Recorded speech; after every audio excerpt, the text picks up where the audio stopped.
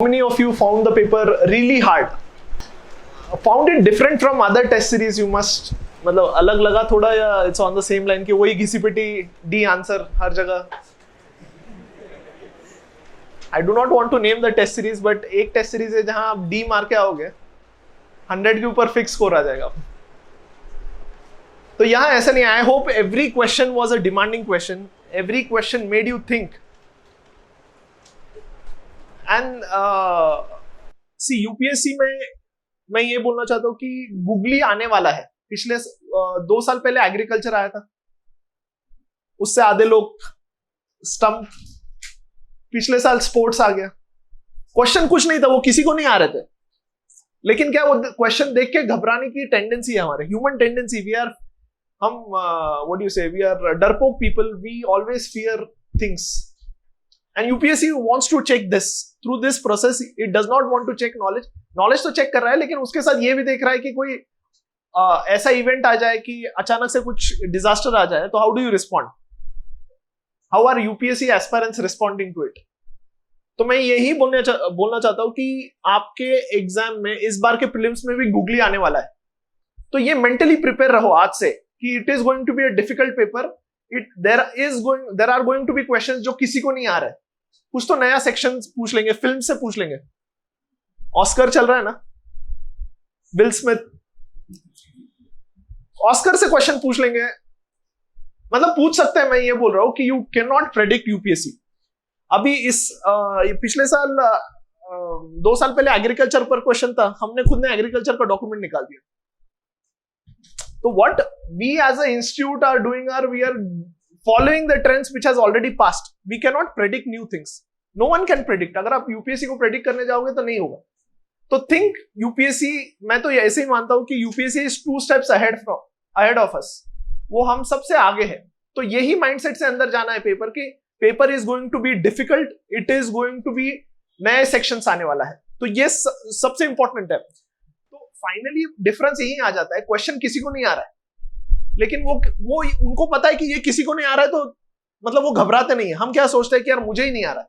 तो first thing you need to remember is, अगर difficult question है तो वो किसी को नहीं आ रहा है. आधे लोग फेक कर रहे हैं कि उन्हें आ रहा है, आधे लोग इनकम्प्लीट प्रिपरेशन से उनको लग रहा है कि उनका आंसर सही है, लेकिन उनका गलत रहता है. तो डिफिकल्ट क्वेश्चन है तो वो सबके लिए डिफिकल्ट है. तो प्राइमरी मैं हमेशा यही सोचता था मेरे प्रिपरेशन के बाद, अगर डिफिकल्ट क्वेश्चन है ना, वो सबके लिए डिफिकल्ट है, मेरे लिए डिफिकल्ट नहीं है. मेरा काम क्या है, सिंपल क्वेश्चंस आइडेंटिफाई करना, उसे विदाउट हैविंग दोस, मतलब मैं सिली मिस्टेक्स नहीं करूंगा और मैं वो सही करके आऊंगा. ये प्राइमरी ऑब्जेक्टिव रखो. डिफिकल्ट क्वेश्चन के पीछे मत लगो, मतलब मैं यही बोल रहा हूं, और उससे घबराओ मत. वो अगर डिफिकल्ट है तो सबके लिए डिफिकल्ट है. गूगली आने वाला है, ये सबसे इंपॉर्टेंट है. Third important problem with most of the students is attempt. आज कितने लोगों ने 80+ अटेम्प्ट किए? Okay, good number. 85+, मतलब 90+. ओके, सी मेरा स्ट्रैटेजी बताता हूं, मैं 90+ ही मारता था. क्योंकि अगर आप कंपटीशन में ही नहीं हो, अगर आपने 65, 70, ये एक्यूरेसी फेक है सब. एक्यूरेसी बोलते ना कि यार मेरा एक्यूरेसी अच्छा है. 35 से ज्यादा, 35 to 40 क्वेश्चंस, 35 ही मैं बोलूंगा मैक्सिमम है, जहां डायरेक्टली मैं बोल सकता हूं ये सही है. उससे आगे किसी को नहीं पता है. सब तुक्का मार रहे हैं या 2 ऑप्शन में राइट मार रहे हैं. And you have to take that risk. वो चांस लेना ही पड़ेगा. अगर 2 ऑप्शन में कंफ्यूजन है तो वो छोड़ना नहीं है, वो मारना ही है हमें. तो 90 मेरा, अगर मुझसे पूछोगे तो कितने अटेम्प्ट करने चाहिए? अगर पेपर बहुत एक्सट्रीम डिफिकल्ट है यार, सिर्फ फर्स्ट राउंड में 20 आ रहे हैं तो 85+ मारो. मीडियम लग रहा है तो 90+ तो कम से कम मारना ही है.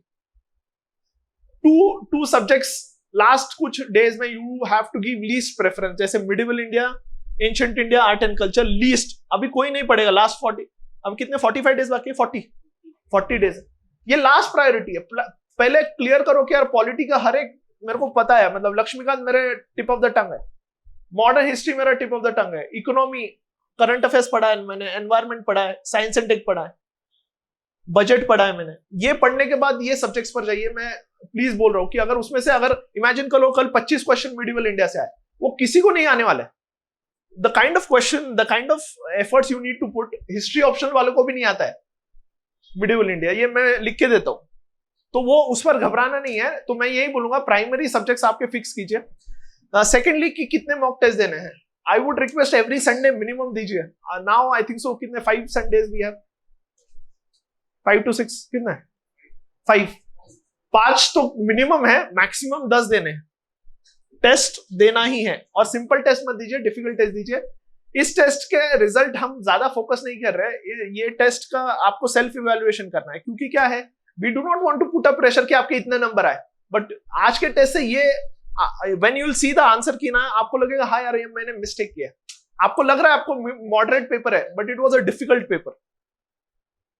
जो जिसको पिछले साल 110 आए उनको दिया था मैंने ये पेपर सॉल्व करने के लिए, दे स्कोर्ड 95.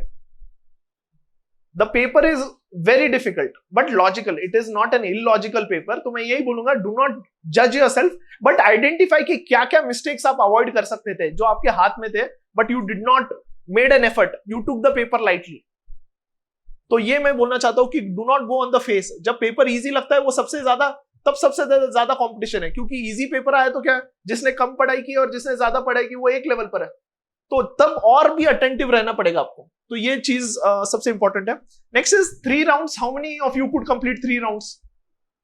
कुछ फर्क लगा इस बार के इसमें? अगर 3 राउंड्स, मेक श्योर ये करना ही है.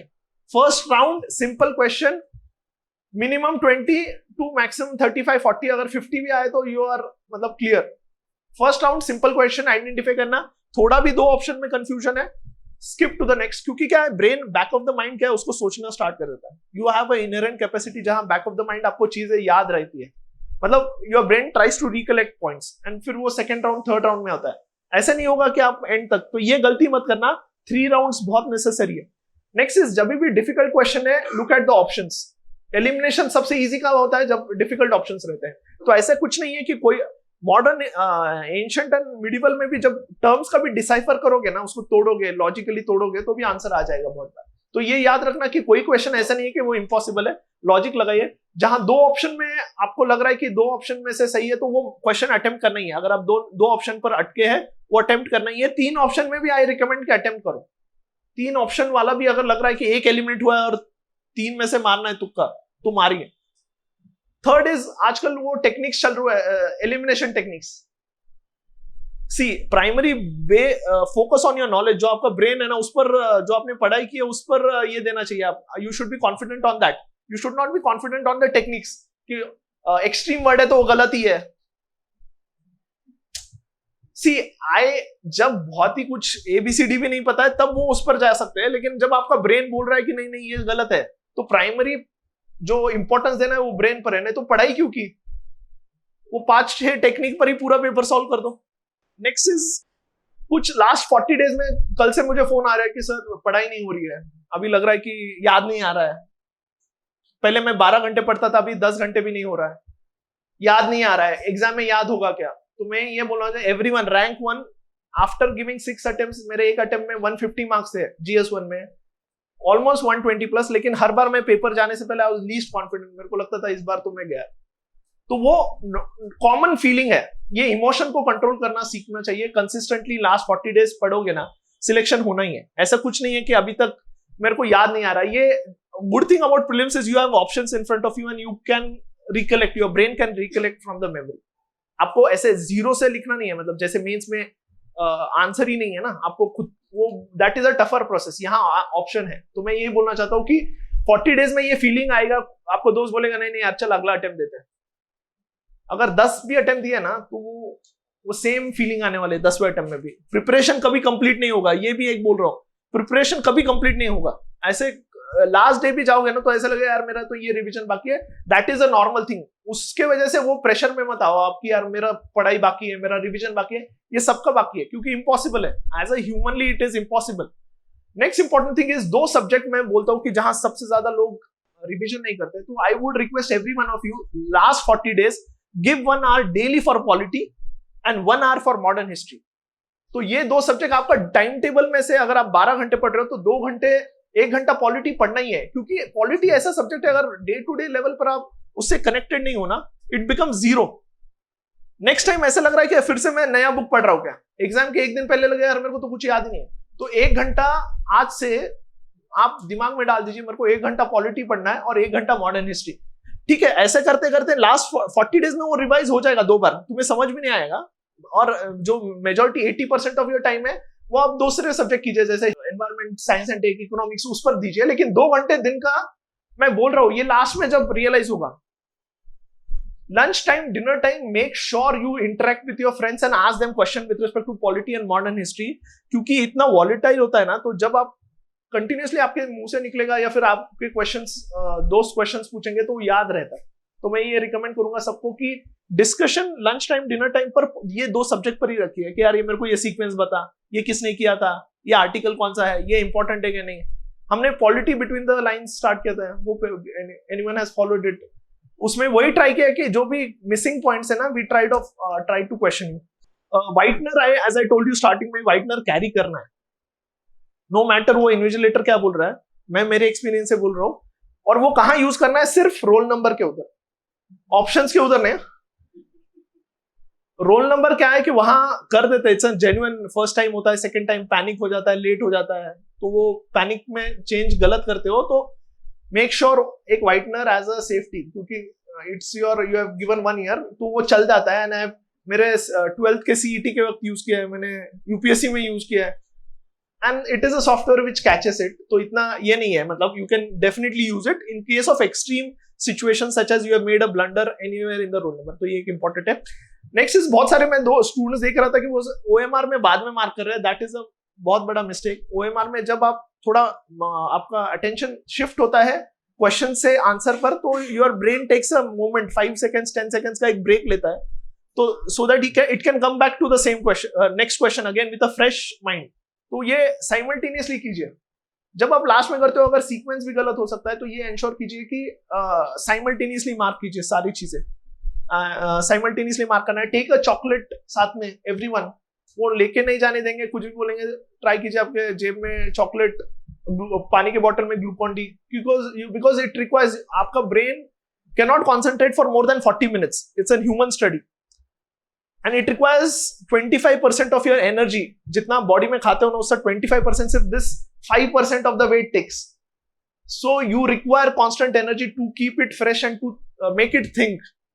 तो मैं, ये मेरा छोटे छोटे ट्रिक्स है, लेकिन it helps you in the last moment, is take a glucose water के साथ बॉटल लेके जाना अंदर, या energy which gives you instant energy, उस पर फोकस करना, क्योंकि क्या है कि आपने पढ़ाई बहुत की है, लेकिन अगर वो मोमेंट पर आपने अगर अच्छे से परफॉर्म नहीं किया तो इट बिकम 0।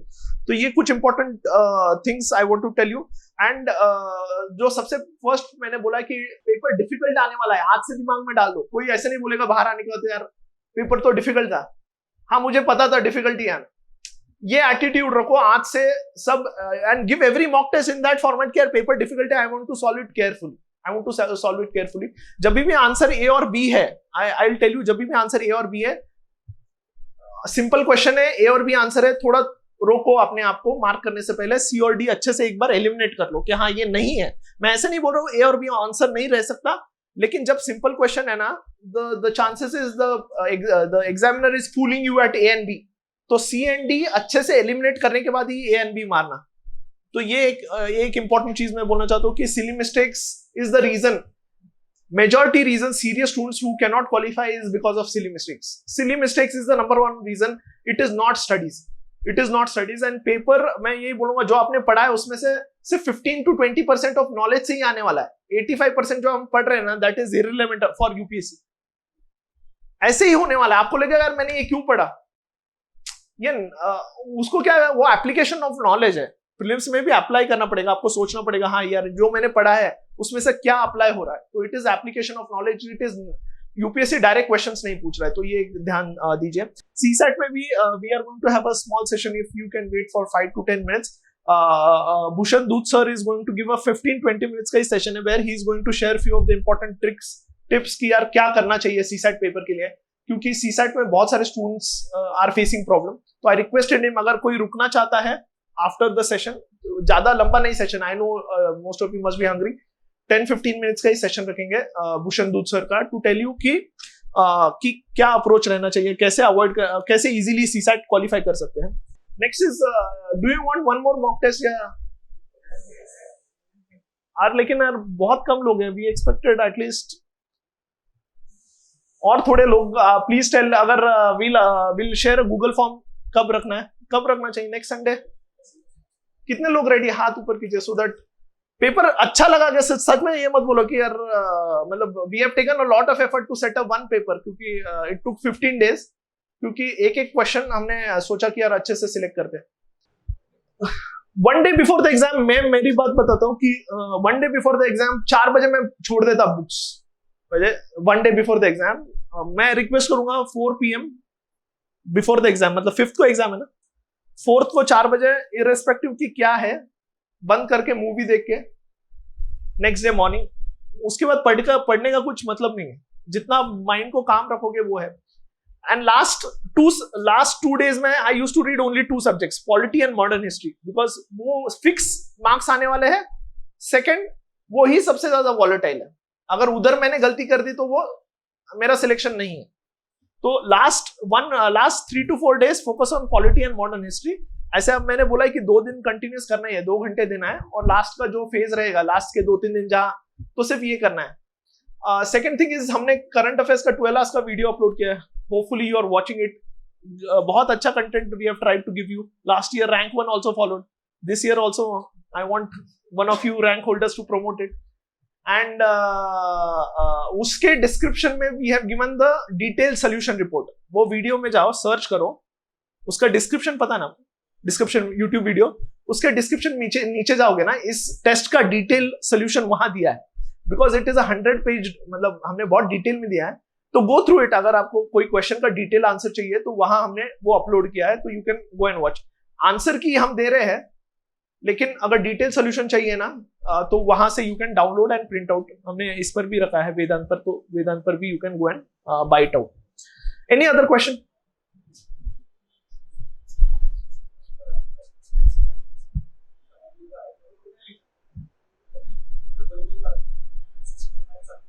आंसर ते तुमचा रिस्क है। इफ कोई बोल रहा है कि यार 2 गोल मार दिए मैंने आंसर शीट पर, तो व्हाइटनर यूज करूं क्या? अनऑफिशियली मैं बोलूंगा कि ये चलता है, मतलब you can use the whitener, लेकिन वो रिस्क है। मतलब एक्सट्रीम केसेस में अगर लग रहा है आपको पूरी सीक्वेंस गलत हो गई है और पता है कि यार फेल ही होना है, देन यू यूज इट। लेकिन अगर एक क्वेश्चन, अरे यार बी और सी बाजू में देखिए यार, इसने तो सी मारा है, मैं भी मार, वो अवॉइड कीजिए। कभी कभी जो गलत लगता है वही सही उत्तर रहता है, मतलब सही आंसर रहता है। Any other question?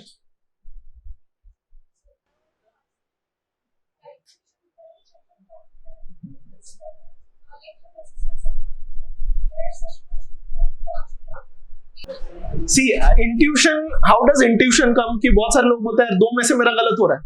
अभी मतलब मुझे समझता नहीं है कि 2 ऑप्शन है एंड वो बोलते हैं यार इधर तक मैं पहुंच रहा हूं। मैं बोलता हूं अगर किसी ने 1 महीना भी पढ़ाई किया ना, वो 2 ऑप्शन तक पहुंच सकता है। ऑब्वियस है, कुछ यूपीएससी खुद चाहता है कि ऐसे कुछ क्वेश्चंस देते हैं, वो एक ऐसा ऑप्शन देता है कि कोई भी अगर आपके भी किसी को भी बोलोगे, एमपीएससी वाले को बोल बेटा दोगे ना, वो भी बोल देगा 2 ऑप्शन में से ये है। तो ये कब आता है कि जब आपका प्रिपरेशन डिटेल्ड है, कॉन्सेप्चुअल क्लैरिटी है, रिवीजन है, कॉन्सेप्चुअल क्लैरिटी और रिवीजन है, तब जाके क्या होता है कि तब वो 2 में से, हाँ आप बोल सकते हो कि एक सही है, या आपका ब्रेन ऑटोमेटिकली बोलता है। तो मैं ये बोलूंगा जब आप रिवीजन ज्यादा करोगे, जब आप हर एक टॉपिक का आपके पास क्या रहेगा, आपको क्लैरिटी है, आपको पता है रेपो रेट क्या होता है, रिवर्स रेपो रेट क्या होता है, लॉन्ग टर्म रेपो रेट क्या होता है, हर एक चीज एकदम क्रिस्टल क्लियर है ब्रेन में, तब वो इंट्यूशन डेवलप होता है, तब आप वो एलिमिनेट कर पाते। मतलब मैं आपको मतलब ऐसे नहीं बोल रहा हूं कि अभी से गूगल करना स्टार्ट कर दो, लेकिन मैं बोलता हूं कि वो 2 ऑप्शन पर आप क्यों कंफ्यूज होते हैं, क्योंकि आपकी क्लैरिटी नहीं है, कॉन्सेप्चुअल क्लैरिटी नहीं है चीजों में, और रिवीजन नहीं हुआ। ये 2 ही रीजन है कि आप 2 ऑप्शन में क्यों अटक रहे हो, कि आपको एकदम पता चाहिए कि आरबीआई का क्या रोल है, कैसे प्रोसेस होता है, मतलब हर एक गवर्नमेंट स्कीम का क्या रोल है, कौन से मिनिस्ट्री का है, मतलब इतना क्रिस्टल क्लियर अगर आपका नॉलेज है, कॉन्सेप्चुअल क्लैरिटी है, तभी जाके चीजें वो ऑप्शन एलिमिनेट हो जाते हैं। तो ये सबसे इंपॉर्टेंट चीज है। अगर आपने रिवीजन किया ना, जो आपको इंट्यूशन बोल रहा है वो मार्क कीजिए, वही solution. Any other? Revise mocks में see you get questions wrong because of 4 reasons. I have found out 4 reasons why students get wrong question. First is concept deficiency, 4 Ds है, conceptual deficiency है। तो वो सबसे important है कि आप देखिए यार कौन से क्वेश्चन कॉन्सेप्ट ही गलत है आपके, आपका repo rate, reverse repo rate या इकोनॉमी का कॉन्सेप्ट, यील्ड, बॉन्ड यील्ड का कॉन्सेप्ट ही गलत है। नेक्स्ट इज अटेंशन डेफिसिट, मतलब वो सिली मिस्टेक, अटेंशन आपका पेपर सॉल्व करते समय अटेंशन डेफिसिट हो गया। नेक्स्ट इज नॉलेज डेफिसिट, आपका सोर्स ही गलत है। आप जो पढ़ रहे हो क्वेश्चन एक सोर्स से आ रहे हैं और आप कुछ तो एक कोई गलत सोर्स पढ़ रहे हो। जैसे हिस्ट्री के लिए सब लोग स्पेक्ट्रम पढ़ते हैं, that is a right source, लेकिन आपने कोई ऐसा सोर्स पढ़ लिया तो कंटेंट डिफिशिएंसी हो सकता है। लेकिन आइडेंटिफाई कि आप क्वेश्चन सब गलत कर रहे हो तो क्यों गलत कर रहे हो। Is it because of conceptual deficiency, is it because of content deficiency, is it because of attention deficiency. तो ये आप एनालाइज करो, जो गलत क्वेश्चन है पहले इसको मार्क करो। जो भी आज के 100 क्वेश्चन है ना, अगर आपके 50 गलत है तो किसमें कौन से ब्रैकेट में जा रहा है, एंड उस पर से डिसीजन लो कि यार मैंने कैसे एक्शन लेने चाहिए, मेरे कॉन्सेप्ट्स पर काम करना चाहिए, मेरा रिवीजन अगर या revision deficiency, last RD is revision deficiency. आपने रिवीजन ही नहीं किया, ठीक है आपको पता है सब कुछ, आपको चारों ऑप्शन पता है, सब कुछ पता है, लेकिन आपने रिवाइज नहीं किया इसलिए हो रहा है। तो रिवीजन डिफिशिएंसी की वजह से है, कंटेंट डिफिशिएंसी है, कॉन्सेप्चुअल डिफिशिएंसी, या फिर लास्ट इज नॉलेज डिफिशिएंसी हो गया, एंड अटेंशन डिफिशिएंसी, मतलब silly mistake is attention deficiency.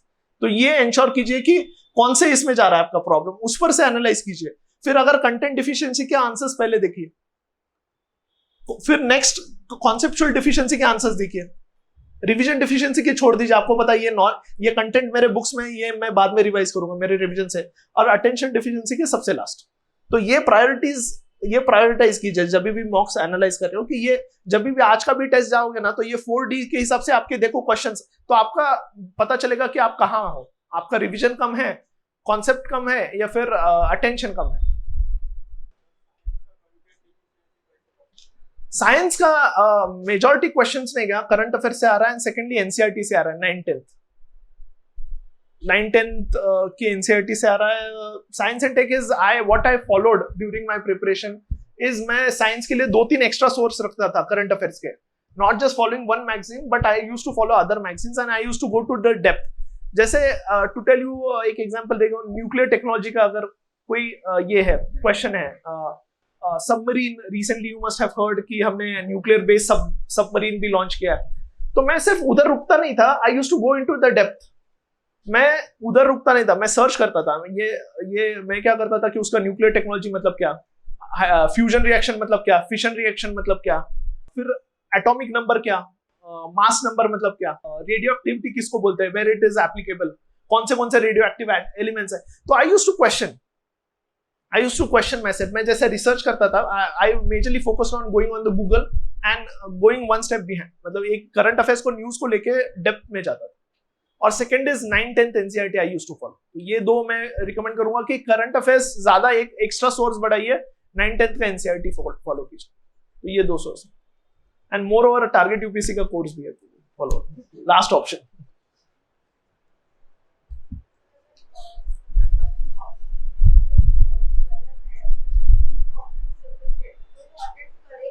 नहीं करो, अगर नहीं करोगे तो यही नहीं है। अगर यूपीएससी से गलती है तो यू अटेम्प्ट, यू बोल, मतलब आपको तब बेनिफिट मिलेगा जब आप अटेम्प्ट कर रहे हो। ऐसे तो अब तो यूपीएससी वो क्वेश्चंस को ही हटा रहा है, आई थिंक सो 2 साल पहले जो कट ऑफ कम गया था, 2 क्वेश्चंस आई गेस कैंसिल कर दिए थे गवर्नमेंट, यूपीएससी।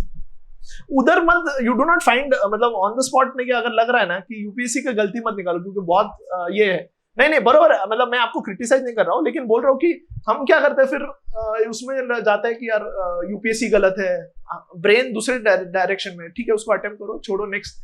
उधर लास्ट डे पर किसी के साथ झगड़ा नहीं करना है। मेरा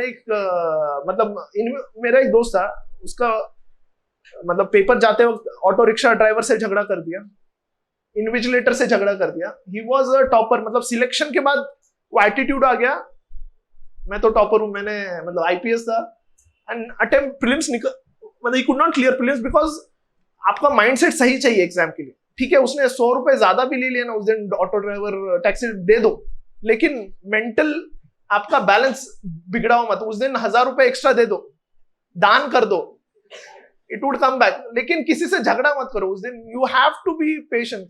इन्विजिलेटर मैं बोल रहा हूँ, आपके आधे लोगों के साथ झगड़े होने वाले invigilator, because you all are serious. वो सीरियस नहीं है लाइफ में, उनको क्या है, it is an extra work day, Sunday था वो काम करने लगा रहे। तो मैं यही बोलूंगा उस दिन वो कुछ भी इलॉजिकल बोलेगा, सुन लो मैंने तुम्हें बता दिया कि OMR कैसे पढ़ना है। सेकंड ये बता दिया कि पेपर 5 मिनट भी लेट हुआ तो कुछ मैटर नहीं करेगा। 5 क्वेश्चन तो ऐसे भी अटेम्प्ट नहीं करने अपने को, 10 क्वेश्चन कहाँ छोड़नी है ना, तो इतना मैटर नहीं करेगा। उसकी वजह से सिलेक्शन नहीं होगा, मतलब उसकी वजह से सिलेक्शन अफेक्ट नहीं होगा। लेकिन हम क्या करते हो, 5 मिनट लेट मिला, ये अच्छे से नहीं कर रहे हैं, तो वो एकदम काम MS धोनी बनना है उसमें। ठीक है, एनी अदर डाउट्स?